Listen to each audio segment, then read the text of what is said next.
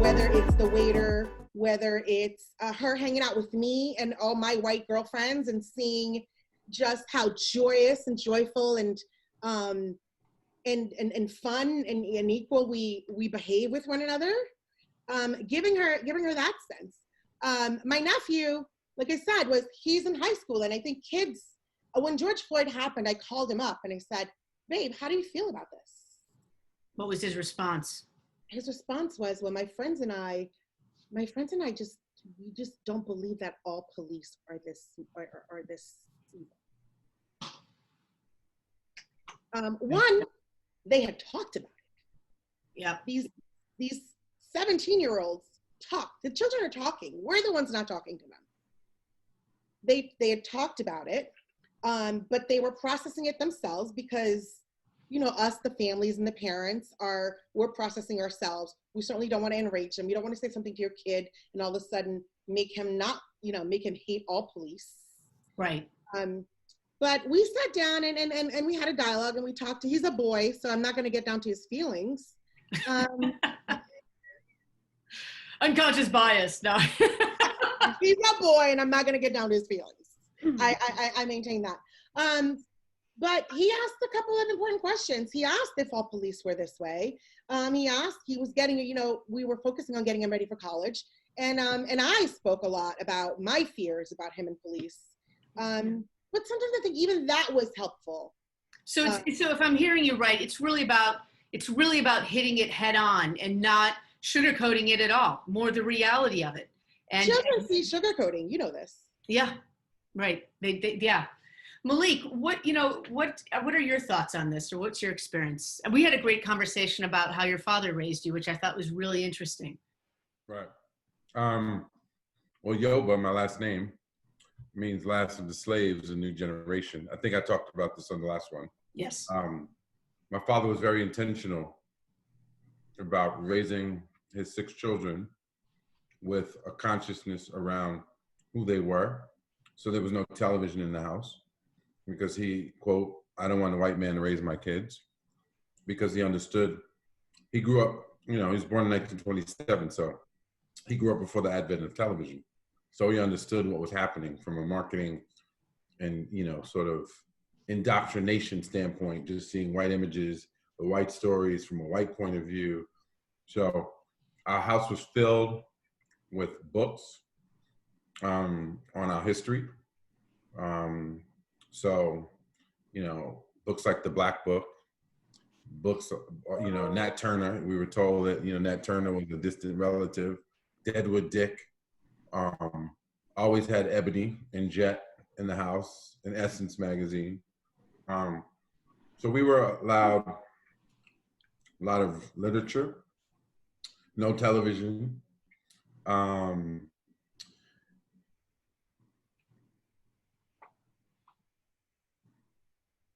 think you froze there on us a little bit, Malik. Yep, there he is. He's frozen a little bit. Oh, there we go. There he comes back. So Malik, you were saying that about the books, and what I thought was interesting is when we talked, it seemed that there was a great pride in your culture, but almost pushing away the white man completely, almost the opposite of being reverse racist, right? Almost like they're not a part of it here. Would you say that? I'm gonna check you right now. I'm gonna check you, and I love you. Check me. Don't be that white chick. Okay. Don't be that woman that hears what I'm saying as reverse racism. We can't be racist. It's not, meaning my father's reaction was to being beaten as an 11-year-old by the police, losing a tooth, growing up with a name like Milton Myers, who people thought was Jewish, and he'd show up for a job as a musician they're expecting a Jewish guy to show up, and he couldn't get the job. Right. He played behind the curtain for Elvis as the black musician because Elvis didn't want to be seen with black musicians playing for him on certain gigs. So he grew up, born in Aliquippa, Pennsylvania in 1927 and moving to New York at 15, running away from home to chase his musical dreams after hearing Charlie Christensen get jazz guitars, because he came to New York to go to Mannes School of Music to learn how to play that magic. Right. That he would call, you know, black man's music, not jazz, because jazz was short for jackass music. Oh, and right. he made the distinction between listen to the freedom of jazz music and then listen to the constraint of classical music and understand your black soul. So it wasn't reverse racism. He talked about his experience working at Albert Einstein College of Medicine. I wanted you to go there. Yeah. I wanted you, just so you know, I wanted you to go there. So yeah. With your kids, I mean, I thought it was interesting the way you approached, you know, your kids. Tell me a little bit about that. Like choosing not to talk about racism to my kid. Well, number one, for me, like the word racism, you know, it's a construct, just like black and white, right? So I understood that as a kid, and I always had very diverse friends. I grew up in the South Bronx in the 70s. You know, first girl I ever kissed was a white girl, Patty Head. She was my neighbor. We were 4 under the stoop in the Bronx, and there were Italian kids, there were Puerto Rican kids. Mm-hmm. This is growing up in New York in the late 60s, early 70s. Well, I was born in 67, so I remember like 1972, like the phone book coming to my house and seeing the date on it and knowing like, oh, that's the Yellow Pages. Like, and I was 5, and Richie Head, Patty's brother, was my best friend. Mm-hmm. And then we moved from that area to Bronx to North Bronx. My friend Darren was my best friend. He was a white, like a little Irish kid with red hair and a golden retriever. Right. You know? Right. And so I grew up, you know, my father was definitely a black nationalist. You're going to move to Africa after high school at 17. You're not going to college in America. You're moving to Sudan. And he became Muslim in the 50s, not Nation of Islam. Malcolm X and, you know, Elijah Muhammad became a Sunni Muslim after needing to find the God of music. He had an out-of-body experience playing on a bandstand one night and literally levitated and saw his body and had this sort of, you know, supernatural experience where he needed to connect with a God that allowed him to not feel like it was a blonde-haired, blue-eyed Jesus. Right. He grew up with pastors on his family side as Christian. Right. Is this the stuff you shared with your kids? Like, is this like the stuff, like how you like approach things with your kids? Well, this is like, for me, like, you know, I was just cut different. Like, even though I grew up in a house where, you know, a lot of pride is instilled in your blackness and you carry the name, like my full name, Abdul Malik Yoba. Like I became, you know, Abdul means servant, Malik means king. Servant of the king is my first name. Mm-hmm. Growing up, in the hood, like black folks with Ebonics, it was never Abdul Malik, it was Adubali, like Abdul Malik. So, or it was Abdul, right? And then around 17 years old, I got tired of being called Abdul, which means servant. Mm-hmm. I was like, nah, just call me Malik, which means king. But that mindset about, you know, if we were still in Africa, you would be kings and queens, princes and princesses. My father drilled that in our head. Like, I really believe that. So if kids would try to make fun of you, and black kids among each other, like, you stupid African, because the racism is so strong that we didn't feel pride about being connected to Africa, even as children, most kids, right? Well, no, that is actually, that's a really powerful thing to say, right? So, you know, again, I mean, which part? About conversations with your daughter, about. I want to get to that. I'm trying to paint the picture of what I was raised in. And so we got pride of self and your blackness. Like I didn't need to wear kente cloth and a dashiki to feel my connection to being my Africanness, right? It's in the name, it's in how we were raised, it was in the books we read. My father was very clear on that. My mother, on the other hand, she was 17 years younger than my father. She was a teenager when she met him. She was like 16, he was 32 when they connected. And by 19, she started popping out these kids, and there was 6 of us, right? So he had a mission. Like, I'm going to get this young Black woman and I'm going to indoctrinate her in this sort of African nationalist kind of mentality. We're moving to Africa as a tribe. So I grew up with that kind of mentality. Right. My mother, on the other hand, was raised in Harlem. Her mother was a domestic for a white family on Madison Avenue. So we grew up visiting my grandmother, like working for these white folks as the help, right? But she was also made clothing and hats, you know. So my mother brought the culture. She took us to the museums and, you know, took us downtown to the village. And she was like one of those like hippie young kids in Harlem in the 60s, 70s. So I grew up with this sort of almost dichotomous like experience between my mother and my father. But for me, because of Patty Head and Richie, my friend, and Darren, and, you know, I went to elementary school on 96th Street and 3rd Avenue, Manhattan, which is the borderline between Harlem and Yorkville. So there were kids from all over the world I went to school with. By middle school, I had my friends, you know, I was going to bar mitzvahs and hanging out with the Jewish kids on Upper East Side kids. So I grew up with this rich diversity. Yeah. Right. Yes, you did. Yes.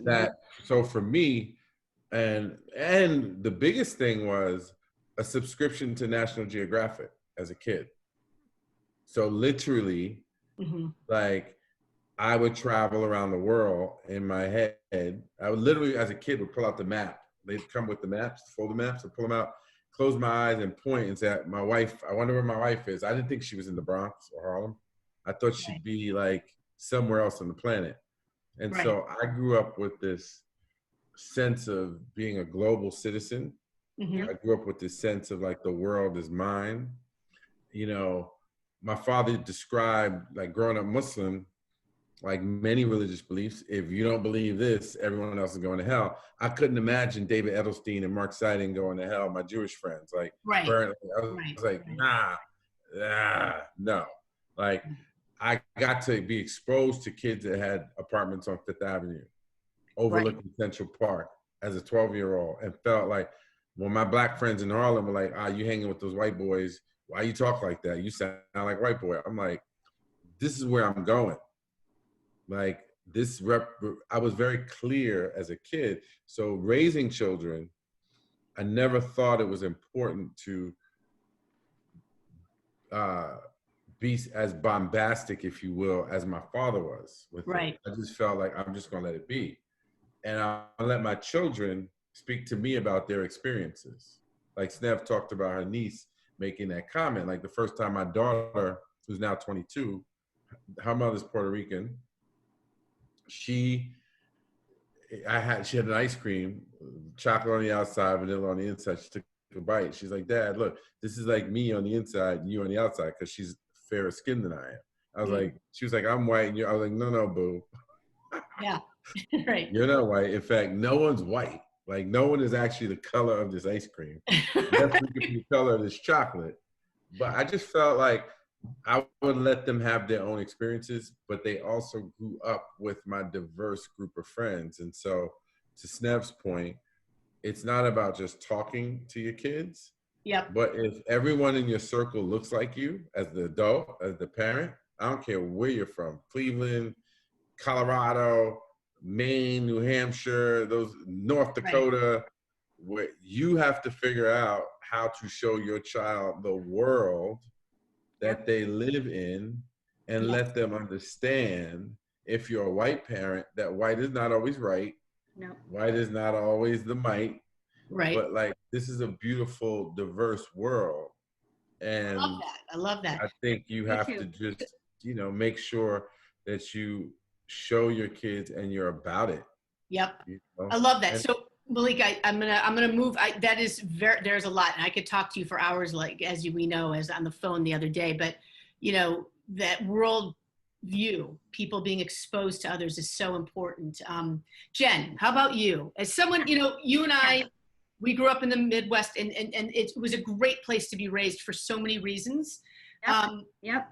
But we saw just white people, really, you know. So we were in a bubble. We were definitely in a bubble. growing up on the west side of Cleveland, there were so many Irish, Catholic, white people that were just, that was our bubble. Went to Catholic school, no black kids in my grade school. Kristen and I went to an all-girls school for high school.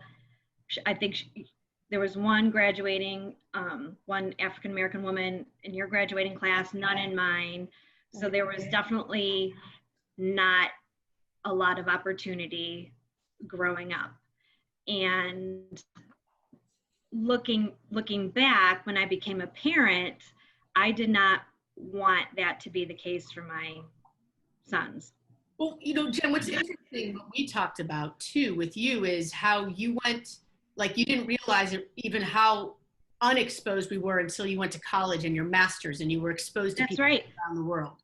That's right. It wasn't until I left my bubble and where I went for undergrad, Duquesne University is up on a little bit of a hill in Pittsburgh.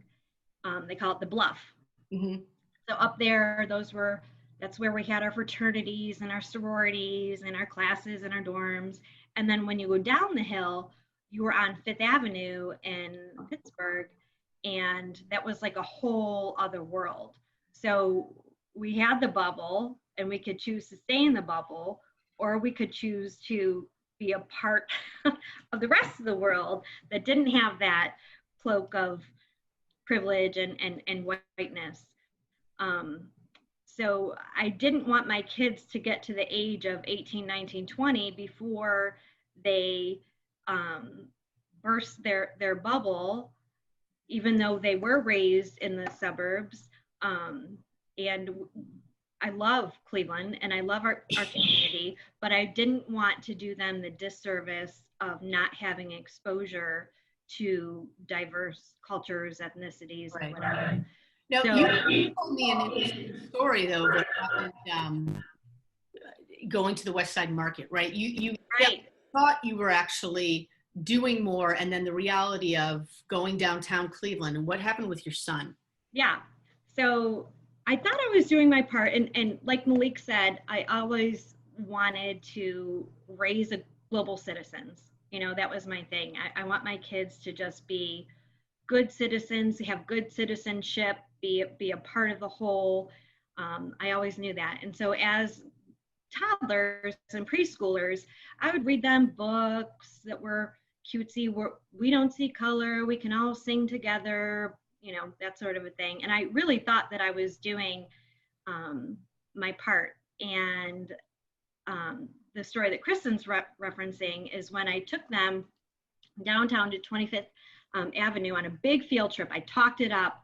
We're going downtown to this market. We get to pick out candy and all these vegetables and all these cool things that you guys want. Researched it, talked about it. They were so excited, drove down. They were driving me crazy in the car.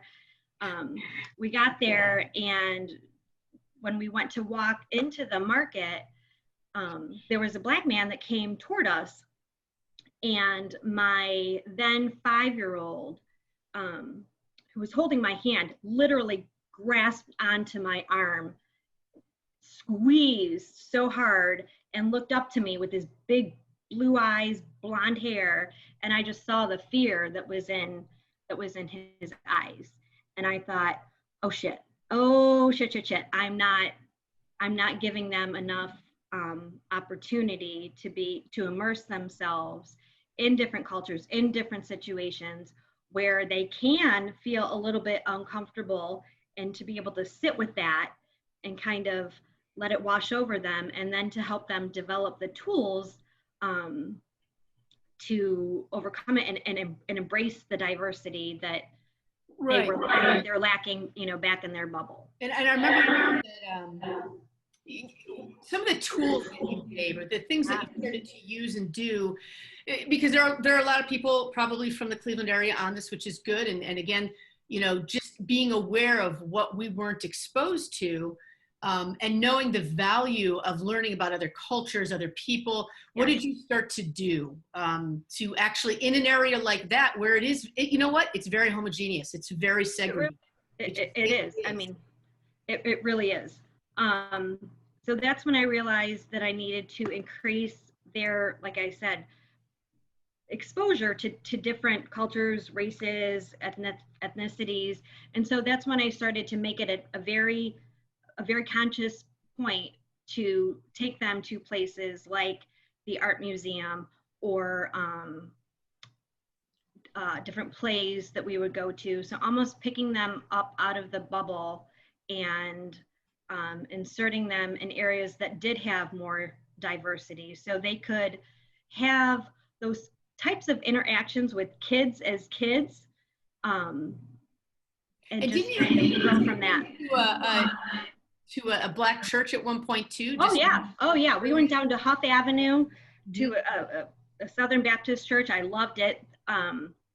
There was definitely some fear still, just being a minority in that church, but we ended up coming home singing some of the hymns and just taking a lot from that experience. Right. And Snev, you wanted to ask a question?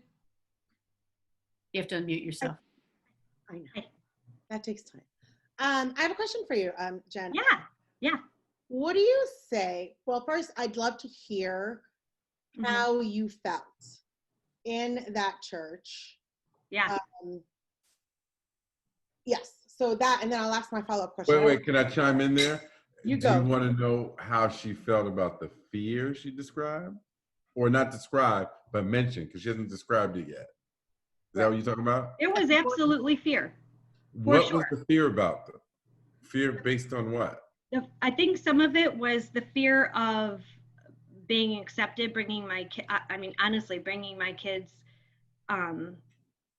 into that community that generally maybe we wouldn't be a part of or asked to be a part of in some ways, but also fear of. Question was, are you married? Yeah, I am. What, is it the whole family, your husband as well? It was, no, he did not go on this one. He wasn't with us when we went to that particular church. No. Right.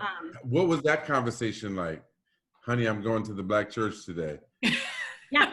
Baby is my gun. Yeah. Praise the Lord. Yeah. Can somebody mute Malik?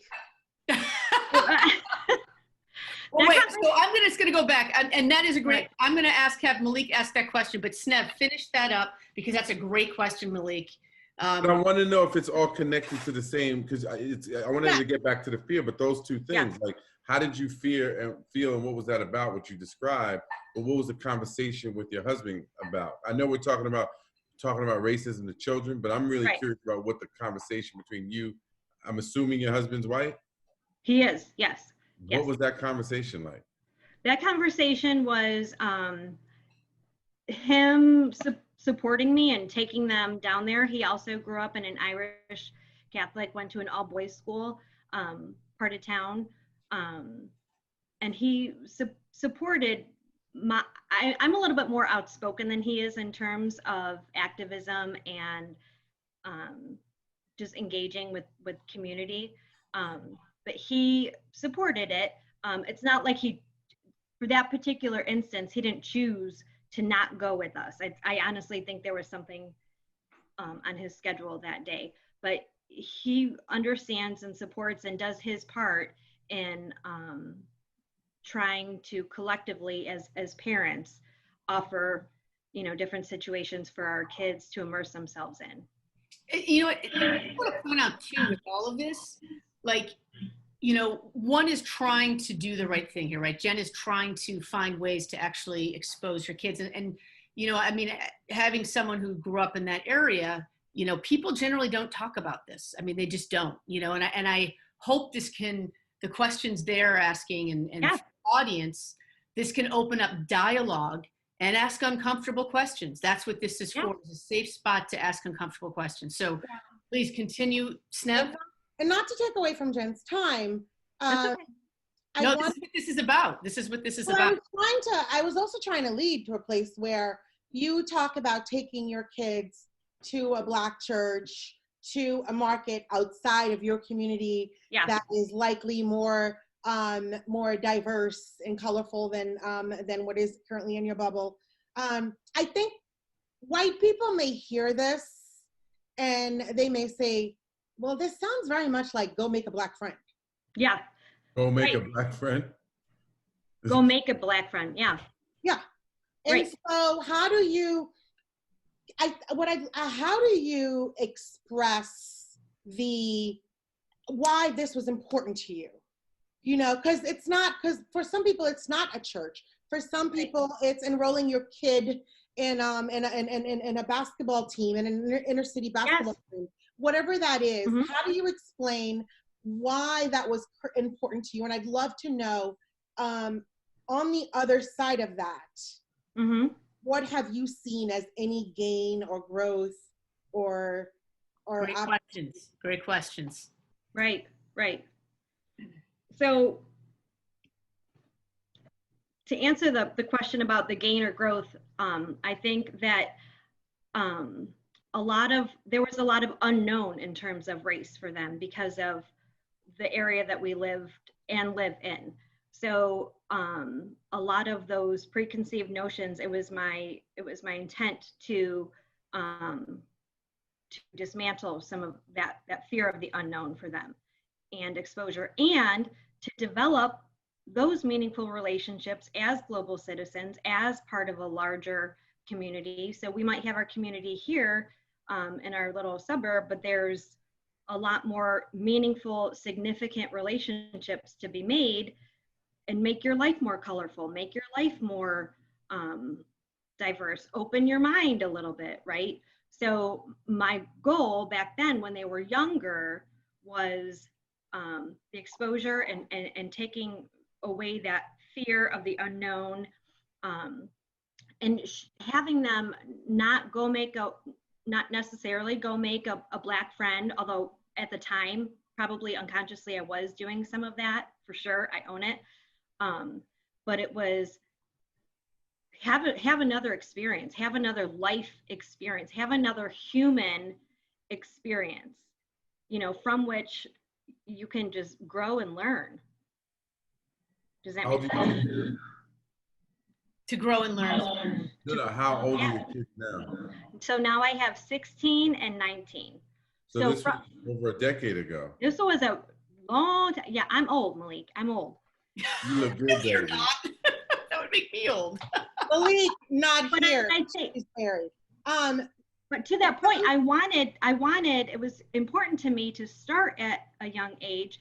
So then when they came to the age where I was, when I was starting to realize there is a lot of meaning in having diverse friendships, relationships, work relationships, you know, with various ethnicities and cultures, I wanted them to have that experience a little bit younger. So then as they developed, it didn't become a huge pop of the bubble. Did it work?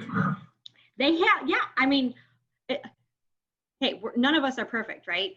But yes, they have relationships with Black friends, you know, a more diverse group than what they would have, I think, having not given them those experiences back then.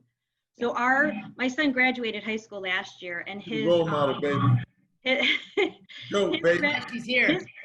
His graduating class, there were out of 300, and I believe in public schools, and I wanted to send them to public schools as opposed to parochial schools, thinking that, okay, maybe there would be a little bit more diversity, at least within their school system, and then it just didn't turn out that way. And our population, our demographics, I looked it up actually before our call, and the suburb that we live in, according to the census poll last year, I think, we're 96.8% white only, and 0.4% Black only.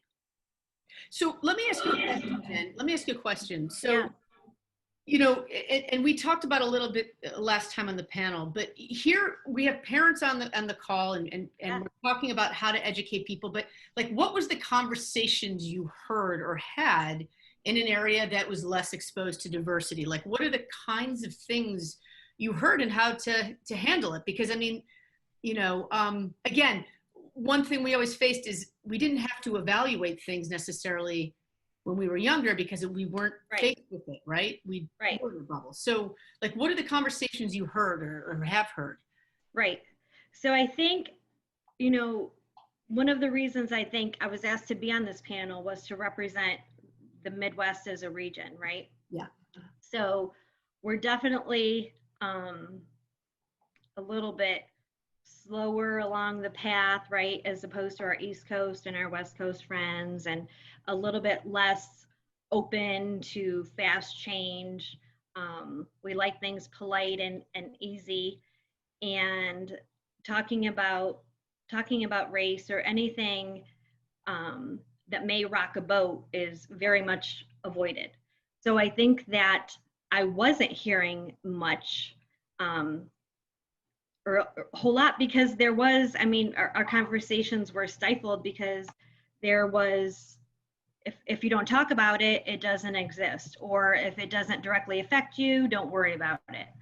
And that's a bunch of bullshit. And sure. So I started to post a little bit more and more on my social media, and not so much ranty things of what I believed personally, but maybe references that people could, you know, click on a link if you want to learn more about this, or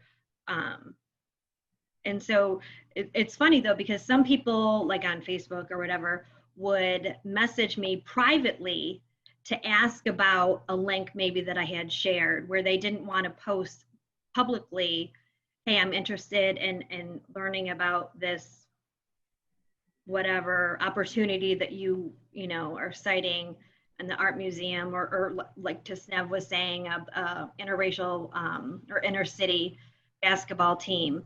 But it's been really taboo, except I am gratefully I think hearing a little bit more chatter after the murder of George Floyd.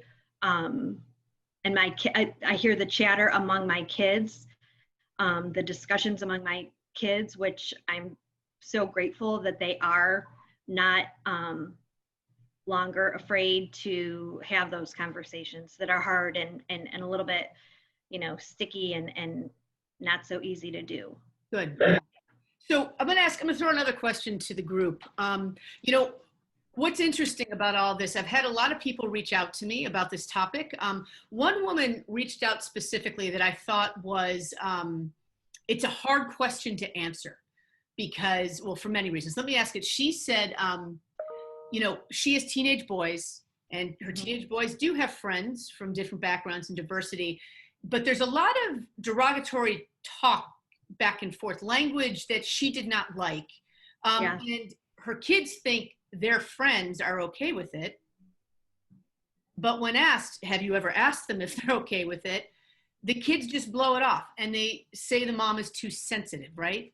And so, is it the N-word? What? Is it white kids using the N-word? Yeah. Oh, I don't know if it's that. She didn't say that. She didn't say that. You know, but you know, I mean, I can think of things that, you know, I heard growing up, or, you know, my wife shared with me. But, you know, how, like, as an educator, how do you handle situations like that? Or if you've run into it, or kids just blowing off language? Language is very powerful. Oh yeah, words are, yeah. And if you could just answer that a little succinctly, simply because I want to make sure we open up for Q&A in a minute or two. Okay, good. Yeah, so I think we need to think about where kids are developmentally in terms of using language and words, and how language and words can kind of coincide where they are, just in terms of expressing their own emotions, finding identity within themselves and in the community. So I think a lot of that just goes back to what we're saying, have that honest, hard conversation. How do you feel when I say this word? You know, and conversely, is there any, how do you prefer I refer to you? I did a presentation on a Hispanic Heritage Month, and I was learning different words that people were comfortable with or not comfortable with, that I altered my vocabulary. So I think there is definitely room for just having that fluid piece in terms of communication. Do you think, I mean, part of me is like, you have to hold those kids accountable too, and you can't let them continue to speak that way, you know, whether they think you're sensitive or not. Right. Right. I mean, absolutely. It's not an easy conversation to be consistent with, because, you know, I just, again, going back to like, whether it's the South or the Midwest, whether people who aren't presented with diversity, you know, they're not used to having more serious conversations. And, you know, it kind of would blow my mind that, you know, with everything going on in our country, how kids can't see what's going on with social media. It's not like when we were growing up and you just had TV. I mean, social media, the internet, there's so much out there. And so, okay, so let's talk a little bit. One more thing I want to ask, and then I want to go into questions. We're talking about the ages, right? Like, how do you talk to kids at different ages? You know, whether it's little, you know, and Snev, you guys, you can talk. I mean, Malik, you said your kids didn't come to you till they were about 12, but like, yeah, how do you speak to them? And, you know, what resonates with you, again, about speaking to them at different ages? So I've been thinking about a lot while Jen was speaking. And I'm obsessed with anti-racism, right? And I think it's a muscle that requires practice. And what Jen's example of exposing her children early was getting them to begin to exercise that muscle early. Exposing your children. Like, I'm obsessed with how segregated we live our lives. Yeah. And then we want our children to go out and deal. Right. We've never given them the tools, right? It's not fair. So I think, again, I'm all about moving forward. Everyone I have a lot of friends on this call, a lot of family, and they all know the murder of George Floyd has propelled me into a way where I am never going back. Good.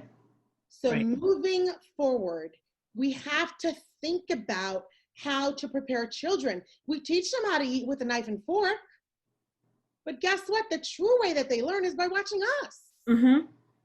So we have to check ourselves. We have to check, who do we hang out with? What do we say in the house? Are you a white parent crossing the street when there's some Black kids coming at you? Because guess what? You're teaching your kid racism. Are you a Black parent who doesn't want to hang out in a restaurant because it's mostly white people? You're teaching your kids racism. So we need to check ourselves and really think about, how do we prepare these children to go out in this world where they have to deal, white or Black, you have to deal with people who don't look like you. So you need to be exercising these muscles early.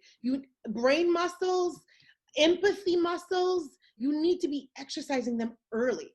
And parents need to think about it. If you are a white parent right now and there is no Black activity, person, or thing in your life, you need to change that today. If you are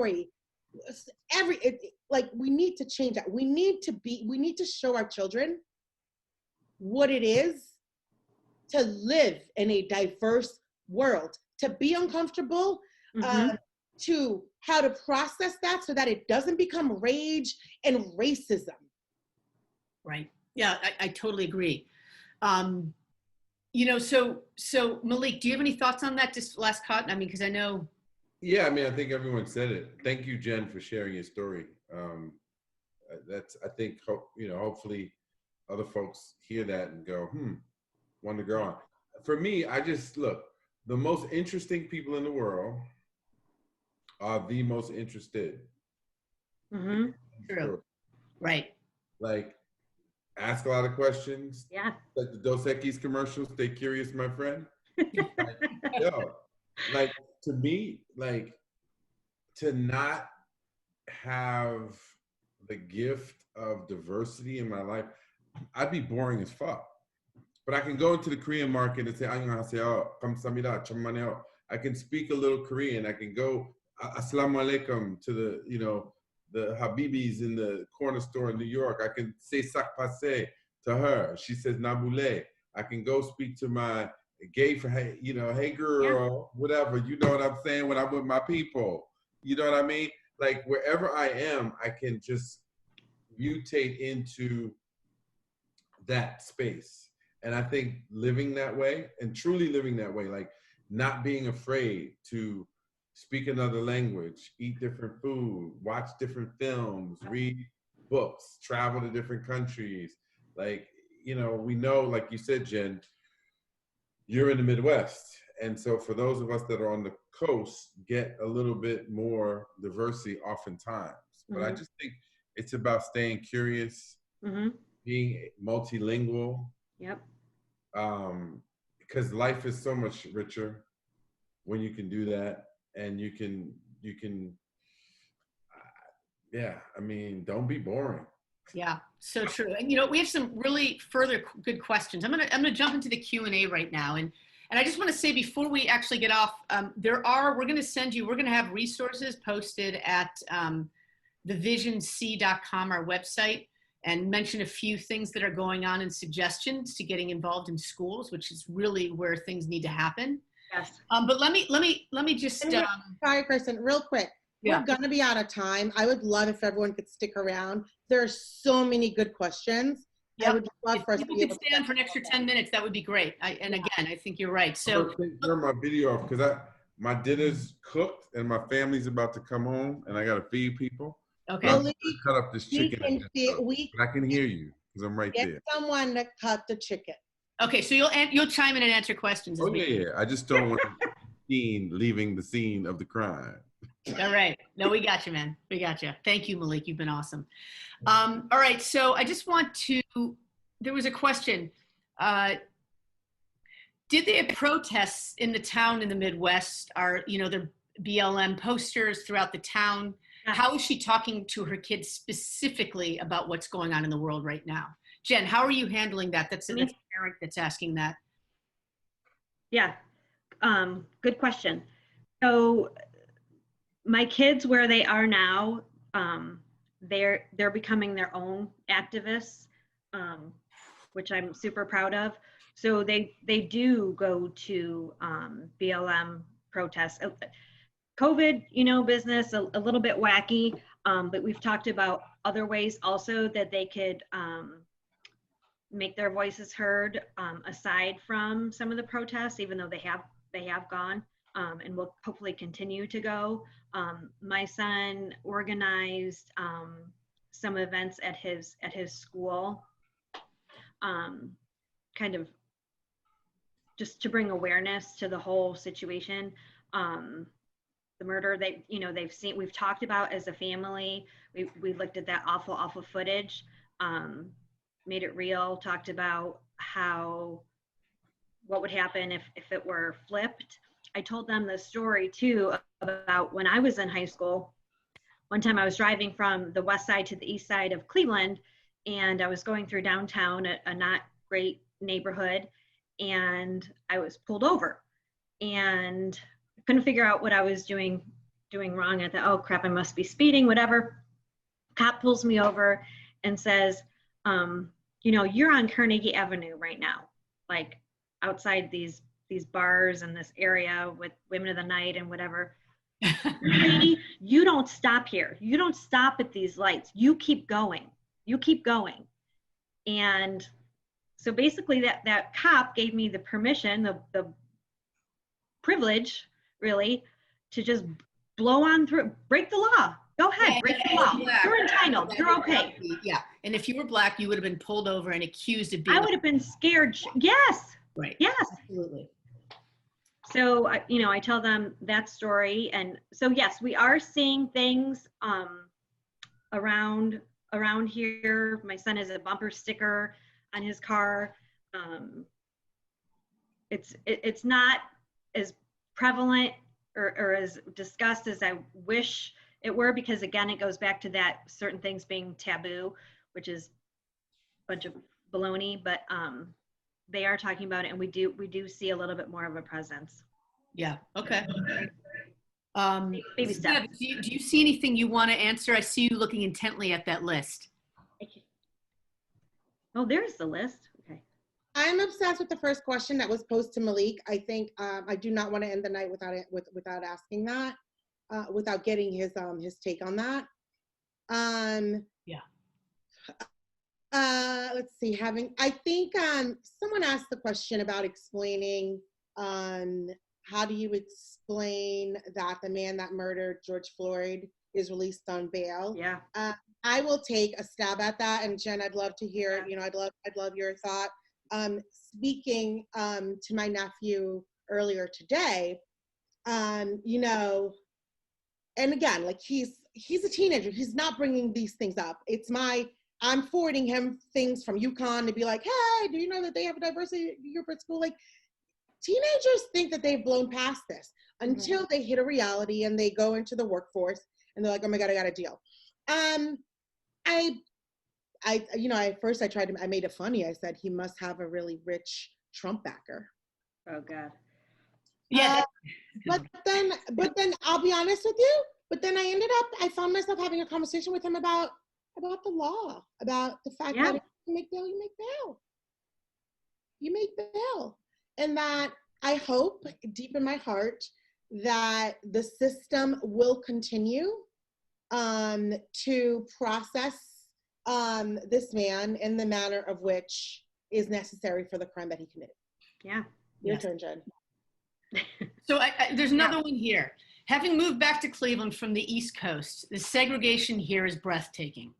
Our children's physicians, dentists, coworkers, and neighbors in DC and Maryland were Black. Now my only interaction with a Black person is when I call my best friend back in DC. There's so much work to be done. Thank you for this conversation. The truth, you know. Yes. That's actually really true. Welcome back, Malik. That's a great question for you. Yeah, there's a great question for you, Malik. I'm about to feed everybody. I know, so that's why I want you to Great answer. question. I go without this question. Go ahead. Can Malik please have a chance to further explain why there is no reverse racism, because that is important? Well, you know,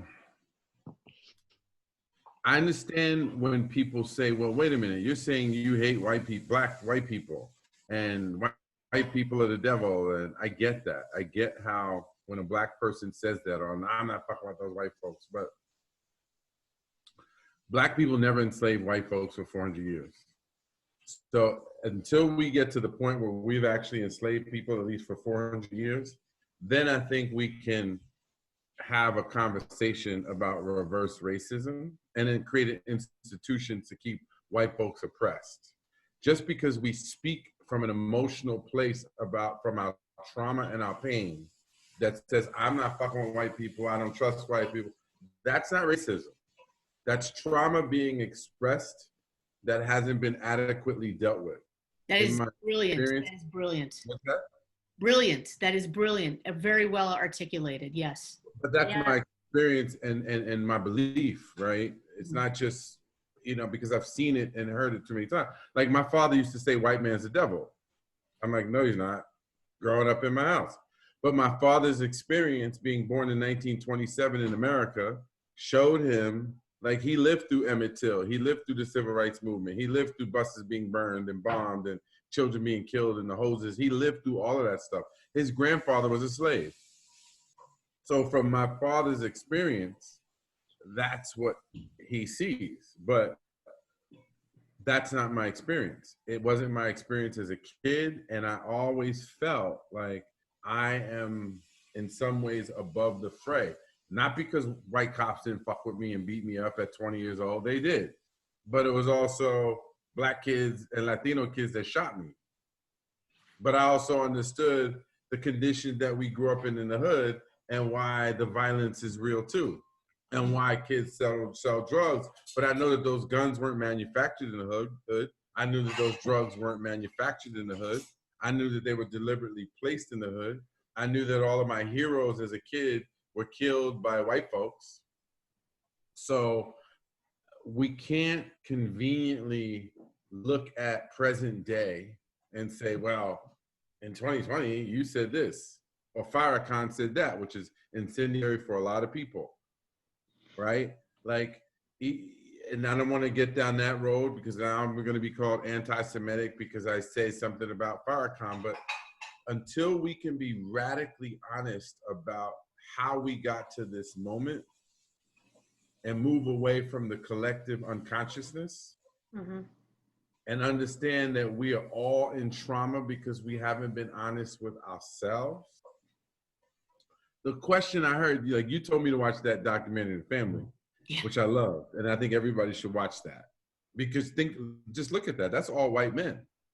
Well, you know, Malik. Until the very last episode, when you do the men's group in Portland, Oregon, and the dude asked the question, we'll do this interview with you if you sit in the group and participate. And he says, what are the lies that you've told yourself that you've come to believe? And when you look yourself in the mirror and ask yourself that question, what are the lies that you have told to yourself that you have come to believe? Until you do that level of introspection and then articulation, radical, honest articulation of that truth, we can't really have the conversation. You know, Malik, you and I spoke yesterday. There's two things that strike me, right? And the one fact I shared the last panel, and that is there's been 20 generations. I did research, right, because I wanted to best participate. You know, there's been 20 generations in the United States since it was founded. 18 of those Black men and women had zero rights. I mean, they had no right to buy, to vote, to buy land, to buy, you know, and so there's reality there. And Malik, you said something yesterday when we were talking that really stuck with me. And that is, except for gay white men, because they've been oppressed in a way, when have any white men ever had to take being equal, not even better than, but just equal all the way to the Supreme Court, whether you're talking about women or Black folks or anybody, right? So you think about that. And then if you can't empathize, if you can't step back and empathize with what somebody is going through and maybe why they feel that way, you got to check yourself. And that goes back to what we're talking about with the kids, right? So we're trying to teach empathy young and language around these tough conversations and make it okay to ask questions. You know, it has to be that way. This is the only way we can change. But I think behavior is important. When was the last time do as I say, but not as I do worked with children? Never. Ever. Yes. My son is starting to, yes, he swears. You're not the boss for me. I'm telling you that. So, and you know, that's very true. We have to model. Model. Yeah. You know, we can't. That being said, you go ahead. I do need to jump off. Go ahead. Yes. I want to model a different. We're going to wrap this up right now anyhow, so. I do love you all. Good to see you. Good to meet you, Jen. Always love you. Story. I love white honesty. Talk about it. I love your honesty, man. That's good. I love that. Did you burn the chicken, Malik? No, girl, it is so perfectly cooked, falling off the bone. But I want you to do one, Chris. We have to do one of these with white women or men that are raising children of color. Yes, agreed. We do. I'm with one right now. Yep. We're going to do that. We're going to do that. We are going to keep this kind of conversation parallel with other topics. It's not going away. The last thing I'll ask, and I know, Malik, you have to go, is, thank you for tuning in. Malik. You're awesome. I love you, man. Have those 5-hour ribs soon, Snell. Yes. Anytime. I'm here, bro. I'm here. Yeah. All right. Bye-bye, everybody. Bye-bye. The last question I'm going to end on is, bringing up the idea that, we're going to teach our kids not to see color. That's not what we really want to do, right? It's, and Snev, you want to talk about that for a second? Oh, how I tried to have one of those with my niece the other day. And she was like, my niece's best friend is is a white girl that she met in gymnastics, and they are like this. And I tried to have a conversation I had a conversation with her the other day, and I said, so like, tell me, what is the difference between you and Nina? Like, what are some key differences, obvious differences between you and Nina? And it actually turns out that her friend Nina has a hearing impairment. She goes, she's hearing impaired. I go, anything else? Anything at all? Right? So then I almost felt like I was leading her, but I did think I needed to have this talk with her. I was like, when you think about skin tone, because it has become very clear to me, and I'm doing a lot of watching, a lot of reading, that racism happens first because of your skin tone. You know, I could have 1,000,000 degrees over Jen, and we walk into a room, and it is that most likely she will be considered the intelligent one. They'll be like, oh, she probably grew up in, like, you know, scholarship kid or whatever. Like, it's just it's a thing that people go to. So, and it's going to happen. And I think it's important to teach children and to prepare them what to do when that happens. Exactly. You know, Yes. what to do. So that's where I think, Go ahead, Jen. yeah, I'm sorry. You go on. That's where I think that giving them tools. So some of the classes that I teach, we talk about building up this toolkit. Tools are strong and they can fix things and they can be empowering. So giving kids a mental toolkit, like certain things that they can say in certain situations, ways that they can be more of an upstander than a bystander, just concrete ways that they can become empowered themselves without having mom or dad or aunt or whomever right there with them. And you know, there's different ways that we can do that. I think all of them go back to being empathetic and sympathetic and just being a good person, right? But giving them I don't even think you have to be a great person, right? So clean scenario here. You're a white mom raising white kids. I'm a black auntie with black nieces and nephews. And at some point in life, their worlds are going to collide. Yeah. So just like as parents, we think it's important to teach our kids X, Y, and Z. We need to, moving forward, we need to add this to it. And I do not believe it's a formula of when they're two, we teach them that. Maybe there's someone on this line who knows differently, but I don't. I think it's about, first and foremost, checking yourself, because you can't say that you believe in equality and not show that in the way that you live your life. Right. Yep. Right. Just because you put a BLM t-shirt on doesn't mean you're living it. Children are going to call bullshit on your diversity if everybody in your life is white and everybody in your life is black.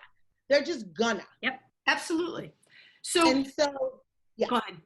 No. So I just want to, we're going to wind this down a little bit. I just want to say, you know, again, for the people who are still on the line, and, you know, we had a nice turnout tonight, this is not easy stuff. And there's things that, as an adult, we need to check our unconscious bias. You know, how do you feel when you see someone from a different race, from a different country? There's a lot of type of racism in this country besides just black or, you know, white on black. I mean, there's a lot more. Check your unconscious bias. Expose your kids when they're young to difference and diversity, integrate it into their life. You know, I want to say, so that's it. And then I want to wrap with, you know, talking about some resources that we're going to put on our website. PBS is launching a series, and they're going to be addressing, talking to kids about racism. And so there can't be enough of this conversation. And anytime I see something like this, I will absolutely be promoting it in the best way I can.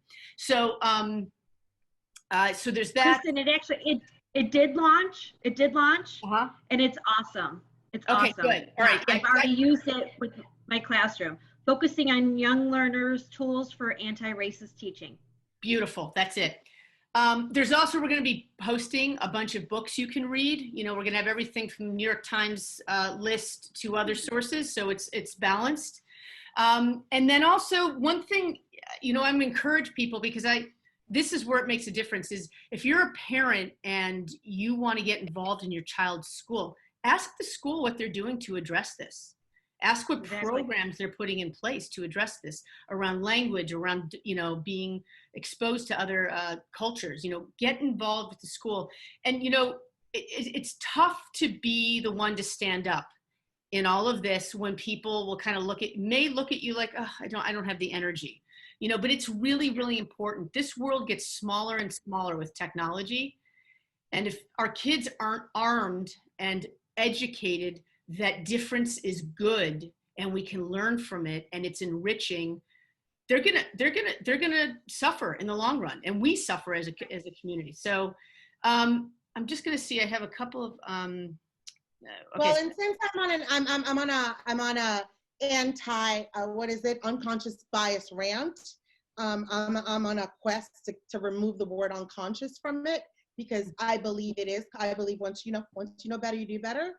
So I'll say this. I think just threading from what you said, Kristen, if this is important to you, then do the work. Yep. Then be conscious, not careful. Because if you're a racist stuff is going to come out of your mouth, and you're gonna raise a racist child in your racist family. But if this is important to you, you need to be conscious about what you say and what you do, and especially around the children that you are raising, to help them to become anti-racist through their journey in life, so that they don't just show up at a job and realize that they now have to deal with people that are of different colors and different cultures, unlike theirs. Yes. So we have to do the work. You have to do the work. You have to do the work. It keeps going. Jen, do you want to say anything final before we wrap? Just thank you, everybody. Thank you, Snev, Kristen, Malik, Eileen, everyone. This has been awesome. I truly appreciate it. Just piggybacking off of what Snev had to say, just keep the conversation going. Sit with the heat, sit with the uncomfortability, do the work. Don't be afraid, and be honest, be true, speak your truth, right? Speak your truth, and your children they'll follow. They'll appreciate that the courage that it takes from everyone, and just hang it. Now is a great time. It's such a, we look for these teachable moments as parents and educators. Right now, where things are in this country that are like this, we're like this. Yeah. It's a great opportunity to tap in and have these conversations with our kids, schools, like you said, Kristen, community members. Just it's a hot topic, and let's go ride the coattails and keep going. Get up there, okay. That stamina. Thank you for being a part of this as always, and Jen, again, just jumping in and being. Thank you, Jen. Great to meet you. Yeah, you as well. And bringing a different perspective in, and Snev, as you know, thank you always. I'll be over to be on the Peloton soon. So. I'll come to your house in a minute. Right. So, thank you, everybody, for tuning in. And I just want to take a moment and thank my executive producer, Eileen King, and our brilliant marketing gal, Alana Saab. So, and anybody, and there's a lot of people who've been very supportive of this. So thank you all, and have a great night. And thank you to everyone who shared this information and through your social media, so that more people could hear about it and join us. Yes. And we're looking forward to the next one. Yeah, and our next one will be, we're going to do one in a few weeks. We'll send the date. It's going to be about how the media is influencing the divide with racism. So we're going to talk about that. And my son wants to say good night to you. Hi, Gray. Good night, Gray. Good night, Grayson. On there too. Yes. Bye, everybody. All right. Thanks, guys. Have a great night. All right. Be well, everyone. Bye. Bye-bye.